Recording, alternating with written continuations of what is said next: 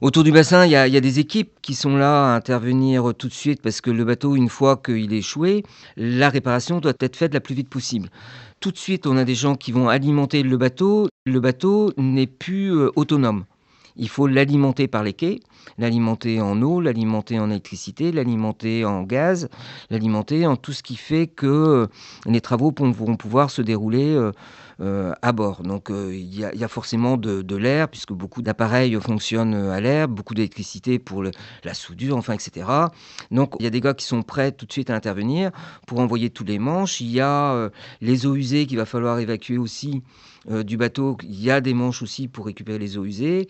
Il y a des eaux douces ou des eaux de mer qui vont être envoyées aussi sur le bateau. Tout est fonction des travaux qui vont être effectués, des alimentations qui doivent être faites, sur le bord. Donc il y a plein d'équipes qui sont prêtes à tout de suite, dès que le bateau il arrive, pour balancer à bord, les éléments, qui vont le relier entre, le bateau et les quais. On vide le bassin, le bateau va s'échouer. Derrière, après, les grutiers avec une équipe, vont mettre une coupée qui va servir après, à monter à bord et à descendre et généralement une deuxième en termes de sécurité. Une coupée, c'est une passerelle qui va aller, du quai sur le bateau, qui est bloquée en plein milieu d'un bassin dans le vide, quoi. Donc, voilà.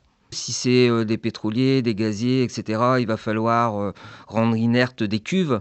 Donc il y a des équipes qui vont aussi arriver pour nettoyer, vidanger, toutes ces cuves avant que les ouvriers puissent aller à bord intervenir. Les camions sont déjà prêts, dès que le bateau il est à sec, tout de suite, clac, ça intervient. Si le bateau vient juste faire un carénage, c'est les équipes de caréneurs. Déjà avant que le bateau, arrive, tous les pots de peinture sont prêts sur le quai. Voilà, les échafaudages, les nacelles pour descendre dans le bassin sont prêtes.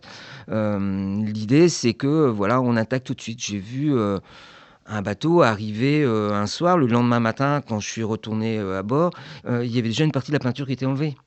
Un carénage, c'est travailler, là, Goulvin, qui lui a été caréneur, va peut-être pouvoir expliquer, ce qu'il faisait. Le carénage, c'est l'entretien du bateau, le laver et le repeindre, le remettre à neuf, presque. Mais entre-temps, il faut gratter, laver. Et puis si la tôle est défectueuse, les tôliers interviennent aussi. Non, le carénage, c'est l'entretien de la coque.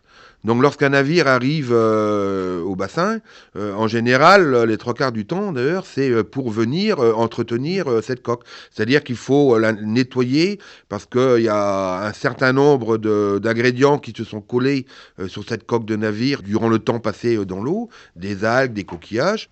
Donc, les caréneurs interviennent pour nettoyer la coque, déjà enlever tout ce qui peut être greffé dessus. Ils la lavent, voir si elle est abîmée à certains endroits au niveau de la rouille. Ils vont sabler certains endroits et après ils vont peindre. Donc, mais le carénage, c'est exclusivement la coque du navire.